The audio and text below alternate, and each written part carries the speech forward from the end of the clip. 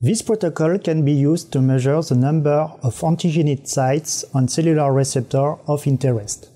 The main advantage of this technique is that it produces robust results even for receptors expressed at a low density.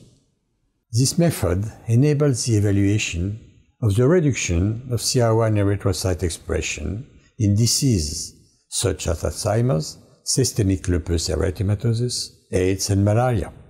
This protocol is useful for any analysis of cell receptor density and can also be applied to the study of cell receptor expression by fluorescence microscopy. We recommend spacing out the tubes during the cell and antibody distribution and to be accompanied by a cytometry specialist during the first analysis, if possible.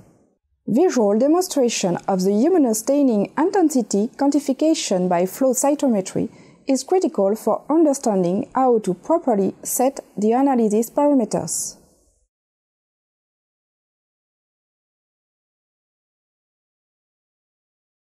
Before beginning the analysis, add 250 microliters of sodium EDTA anticoagulated whole blood from blood storage tubes into a 50 milliliter conical tube containing 20 milliliters of 4 degrees Celsius PBS-BSA.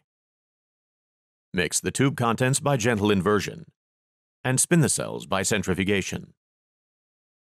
Use a 10 milliliter pipette to discard the supernatant and carefully resuspend the pellet in the residual volume of solution. Add 20 milliliters of cold PBS-BSA and centrifuge the cells again.